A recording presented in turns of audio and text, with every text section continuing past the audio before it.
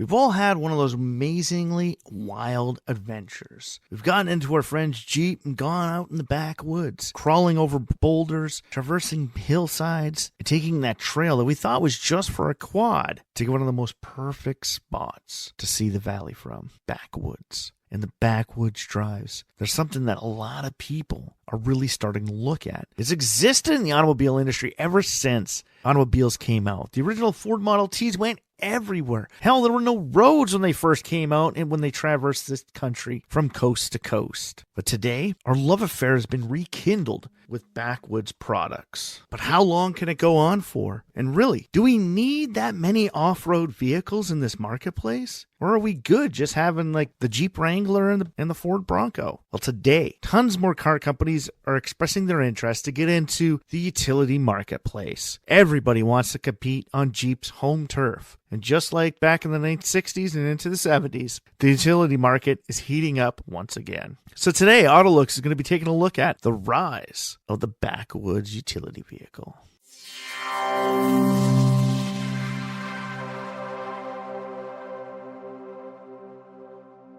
Welcome back to the AutoLooks podcast. I am your host, as always, the doctor to the automotive industry, Mr. Everett J, coming to you from our host website at AutoLooks.net. If you haven't been there, stop by, check it out, read some of the reviews, check out some of the ratings. Go to the Corporate Links website page, big or small. We have them all. Car companies from around the globe, all available on one centralized location, and that is the AutoLooks.net website, the Corporate Links tab at the top of the page, right on your far right. As you either get onto it on a desktop or on your phone, just the drop-down menu will be the last little link, Corporate Links. Find all your car companies and stop by the help pages. Get some help, find some information about the automobile industry or products that relate to the automotive industry. We got pages there that can help you find close lakes if you're living in the United States, museums close to you, and hell, even some cool ones where you could build your own custom cars from the likes of 3D tuning. All available on the AutoLooks.net website. The AutoLooks podcast is brought to you by Ecom Entertainment Group and distributed by Podbeam.com. If you'd like to get in touch with us, send us an email over at email@AutoLooks.net. So like I said in the beginning,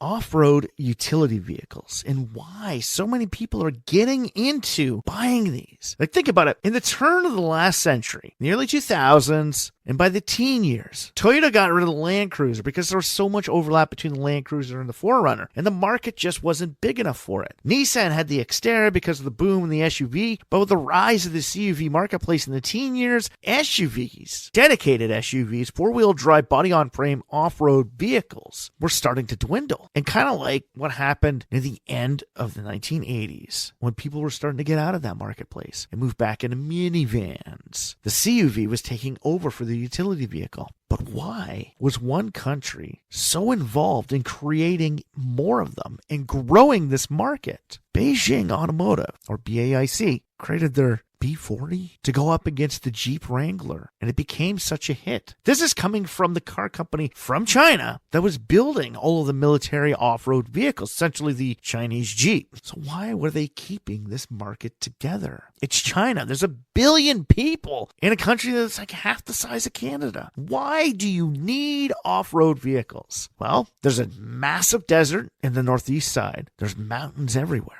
And where there are not mountains, it's farm fields. There's tons of people. And the infrastructure can't keep up with the growth of this country. And people are getting sick and tired of it, buying these standard vehicles. It's the exact same concept that Mobius Motors had in Kenya to build their first vehicle. Watching cab drivers drive Toyota Corollas on beat-up dirt roads through back areas, getting torn apart because they're cars. Vehicles today, the automobile or car today is nothing like the original Ford Model T that we talked about in the intro to this. The Model T went everywhere. It was made to traverse a country that did not have roads. It could cross your farm field. It could wade a river slightly. It could climb rocks. The wheels were set so far forward that you can literally climb, just like you can do with a Wrangler or Bronco or Land Rover Defender. Yeah, they're all big four-wheel drive vehicles. But the luxury marketplace is one of the only ones that has managed to hold on to the utility craze. The Land Cruiser left North America, but the LX470 stuck around because high-end clientele still wanted those big burly SUVs. They didn't care that they were gas guzzlers. Well, hybrid power started giving us a little bit better gas mileage. The introduction of turbocharged 4-cylinders added it once again. But like we said, the Chinese marketplace was holding on to these. And even before the massive influx of electric vehicles in the past 5 years, China was spearheading a brand new movement for off-road vehicles. And they saw this because the Chinese car companies knew that they sold into third world nations. They sold into African nations. They sold into Asian nations. They sold into Middle Eastern nations. They sold into areas where they needed dedicated off-road vehicles. And you needed a way to get there. I remember watching the show about world's worst drivers. And they're talking about some of the worst cities in the world for traffic, congestion, and bad drivers. And I remember watching one,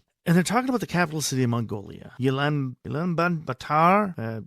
Don't quote me on that. I'm just trying to read this. So the capital city of Mongolia, at that point in time, this is like talking in the early 2000s, had less than 1,000 kilometers of paved road for a city of over 1 million people. My home city is 3,600 square kilometers, and we have over 2,000 kilometers of road for a city of 180,000 people. And this is a city of 1 million people with less than 1,000 kilometers of paved roads. Do you want to drive something like a Toyota Corolla around a city like that? Or would you be a little more comfortable driving something like a RAV4? Well, that's cool. But when you get to the outskirts of town, the roads get even worse and the potholes get even bigger. So your RAV4 is going to get damaged. So you really want to drive something like a Land Cruiser or Land Cruiser Prado, or hell, even the Land Cruiser FJs. You want to drive something that goes all in the off-road community. And that is where people started realizing that there's a market for this. Now, the Chinese were into all of these little countries, and they already knew this. But one other country already knew this for a long time because they helped develop this market. If you go back and listen to our podcast, Jeep World, which talks about how Jeep influenced so many different car companies and products out there and has essentially created most of the competition that they have in the world, Jeep knows this just like the Chinese manufacturers. They understand that there's a massive market in select nations for fully dedicated off-road vehicles. Like we said, the Mobius Motors 1 was built for that select purpose. It was built to be like the original Model T, a cheap, efficient vehicle to traverse most main areas that people would travel. That was the concept it was built off of. Now, the Mobius Motors 2 is a little bit more different, a little more refined, a little more comfortable, but it still has the same ideology of full-time off-road dedication. It wants to be part of the utility world, and backwoods are what you need to have. So the Chinese started developing all of these cars for these specific markets. And as these countries and their marketplaces started growing, and the Chinese started looking for new markets to sell their vehicles in, they started creating new car companies built solely off of off-road vehicles. In the early days, Great Wall Motors essentially released Haval to be their new crossover utility division. But Haval was originally developed for four-wheel drive vehicles for Great Wall Motors. Now, Great Wall Motors is already big into trucks and SUVs, but they wanted something more of a premium scale. Today, Haval ranges from standardized products to premium products to just touching the edge of luxury with some of their vehicles. And they're starting to dedicate more vehicles like their Raptor for full-time off-road. But then you get companies like the Jetour Shanghai, the Depot G31, Force Gurkha, Mahindra Thar Rocks, the new Jeep Recon, the Haval Zhang, the Haval Big Dog, and even from North America, the Alpha Rex. These are all vehicles vying for this brand new market of off-road vehicles. And like I said, BAIC has been building vehicles for the Chinese military for decades. And their F-40 and BJ-40 are slowly becoming their bread and butter vehicles. BAIC was a long time ago used to have cars. Now the car division has moved to Beijing, where BAIC is staying more with the off-road vehicles, like Haval staying with the off-road vehicles, with Feng Changwang going with off-road vehicles, and even iCar. They're developing all of these amazing off-road products for a market that's demanding inclusion. Now, in North America, you may say, oh, Well, we've always had big off-road vehicles. We're the ones that developed it with the original Jeep or the Model T. Well, essentially all vehicles when they first started coming out had to go everywhere, so they were all essentially four-wheel drives.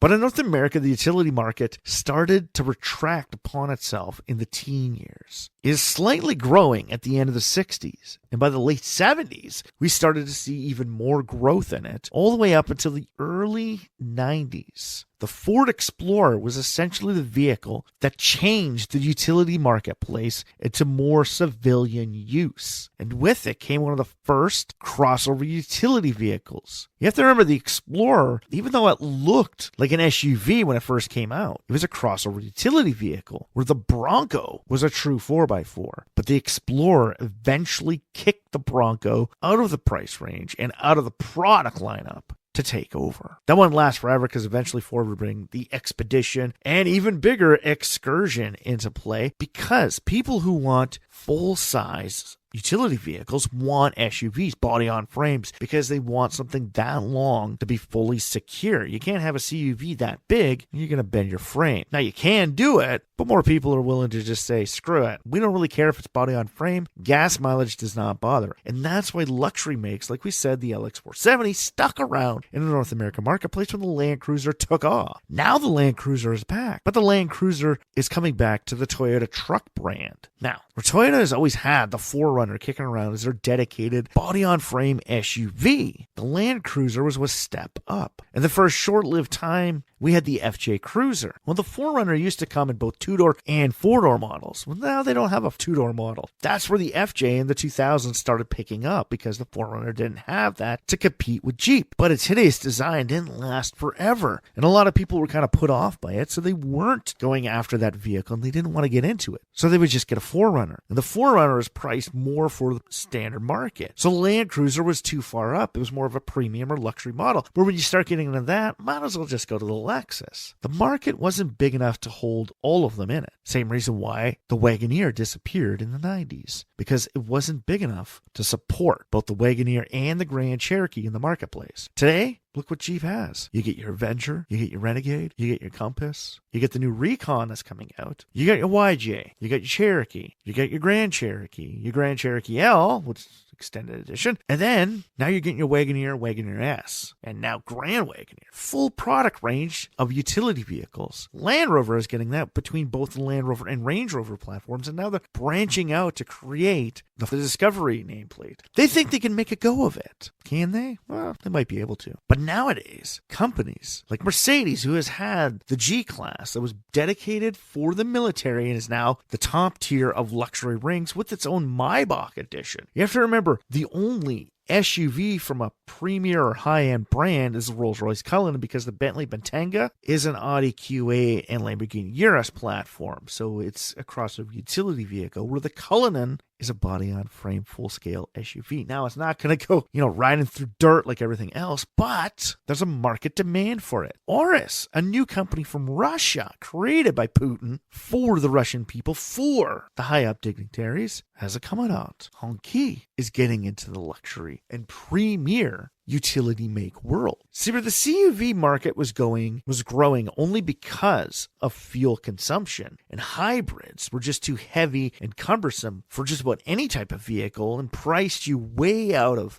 buying a standardized product as a hybrid SUV. Today, people are looking at that and the market is expanded. But gas mileage is starting to wane, because between CUVs and SUVs, fuel consumption is getting even closer, even for internal combustion engines. And now with the increase in plug-in hybrid electric vehicles, or even electric vehicles, these markets could sustain even more products. But why? Why is this market growing? It's not only because Chinese companies are going into third world nations where a demand for dedicated off-road vehicles exists, because they want to save money on destroying sedans, but it's also because of a growing trend to adventure outside of your bubble. Yes, for the longest time, suburbanites were bubble people. My in-laws are a perfect example of that. They don't travel anywhere outside of their bubble. Their bubble stretches from Niagara Falls to St. Jacobs in the south southwest. It's more like a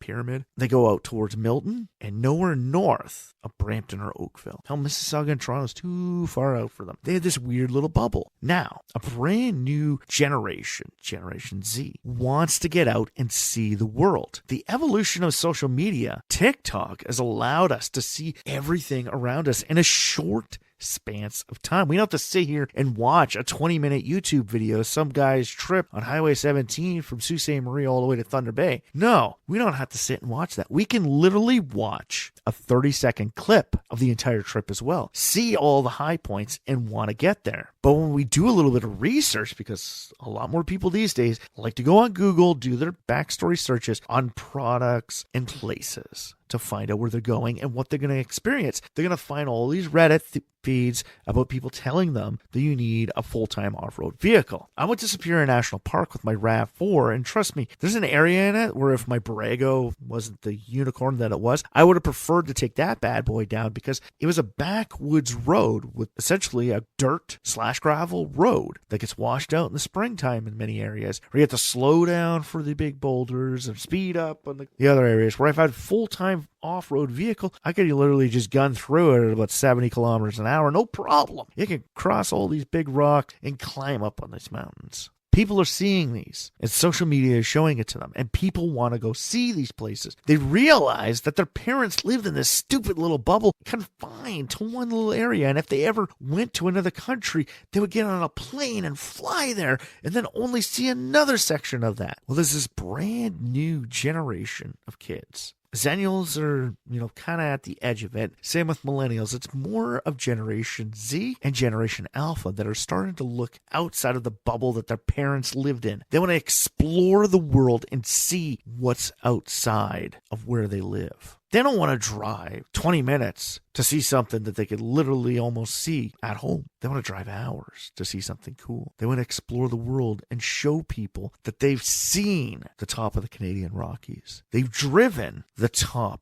automotive drives. And the only way you can get to a lot of these places are these dedicated off-road vehicles. The Bronco, the Wrangler, the Jimny, the Land Cruiser, and some past favorite. By people finding out about all kinds of different past favorites, to get out of their suburban life and have more freedom to go wherever they want, they're realizing that in North America, especially, we don't have tons of vehicles like this. And even in European countries, they don't have tons of products like this because we've been subjectified to fuel mileage for so long that these products could completely disappear from the marketplace. Products like the Xterra, the Bronco up until recently, the Jimmy, the Blazer, they've been gone. The Land Cruiser is back, and the Land Cruiser is back with 2 iterations. Now they have a brand new Land Cruiser FJ for Asian marketplaces built off the Hilux Champ platform. We're not getting in North America, and really, I wish they would build it, at least in Canada, to allow us to have it, because we got a lot of backwoods areas. Be a great little thing to have. They're bringing these vehicles out because people want to explore the world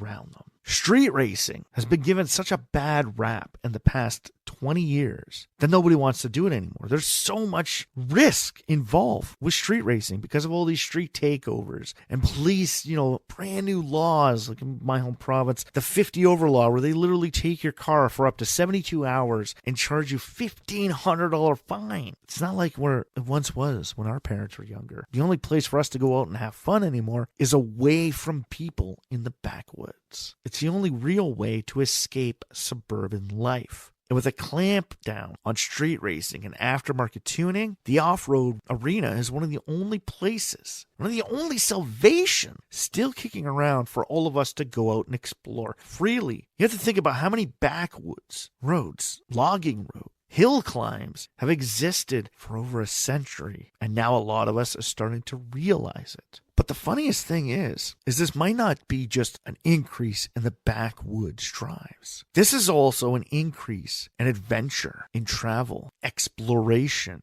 There's more people with wanderlust in Generation Z and Generation Alpha than there was in the previous 2 generations. The last generation that had wanderlust were the baby boomers. A lot of them, that was their only way to see anything. They didn't have televisions. And if they did, they only had one. They didn't have the internet. They could only see pictures by book or by getting in their car and going there. You couldn't go and explore Disney World on Google Maps. You had to physically go there to enjoy it. So they had to go out and see the world. They had wanderlust. But as the world became more suburban, we all lost that. And even suburban and urban dwellers are realizing that 4x4s and the backwoods drives are what they want to do. They don't necessarily want to live there. They just want to go and have fun there. And I've seen this happen. I live in an area that's predominantly these great, amazing back roads. Trust me, send me an email and I could tell you about all kinds of amazing back roads adventures within an hour's drive of my centralized city, where you need dedicated off-road vehicles. You could do it with the standard all-wheel drive CUV as well, and you can attempt to do it with your car, but it's better with a four-wheel drive for rock climbing. I did one of them with my old Bronco. This past summer going out to camp, I had a lot more fun driving my truck with four-wheel drive and dedicated slow crawl. It makes it more fun. It makes the world bigger and more of an adventure. Social media has recapped our wanderlust. It has showed to us all these amazing places and made us say, hey, I want to go there. But for a lot of us, we can't afford to go there because we're limited on what products are available to us and the price points. So products like the old Dodge Ram Chargers, the old GMC Jimmys, or even the Nissan Xteras from past, we could pick them up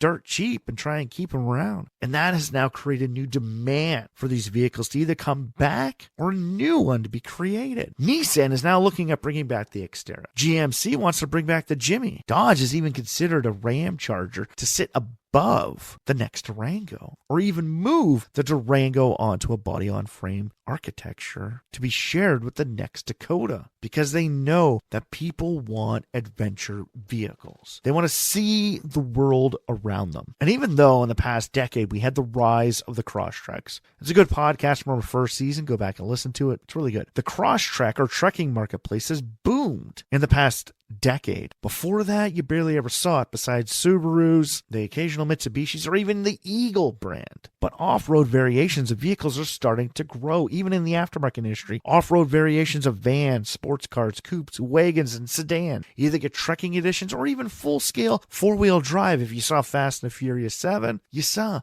a four-wheel drive variation of both a Camaro and a Charger. The game The Crew showed that market to us, and people are starting to do them with Nissan Zeds. This is a growing marketplace. People want to explore the backwoods, and more companies are looking at getting into these marketplaces. Hell, Honda, the most suburbanized car company in the world, now has trail sport editions of the Passport, the Pilot, the CRV of all things, and the Ridgeline. They want to create further into the word trekking variations of their crossover utility vehicles. And even the brand new Passport's design is teetering on the edge of utility. It's not utility because it's still unibody, not body on frame. But they want to give you the illusion of off-roading. The nice, clean, sleek nines of the crossover utility vehicle craze that started with the Nissan Murano in the early 2000s is slowly starting to become a secondary fact to the big, boxy brutes to go off-road. Now companies like Hyundai, Kia, Audi, BMW, Nissan, he's already had them before but wants to get back into it, GMC, who you actually think is a truck company, doesn't even have a dedicated SUV except for the Yukon, which is full-size extended.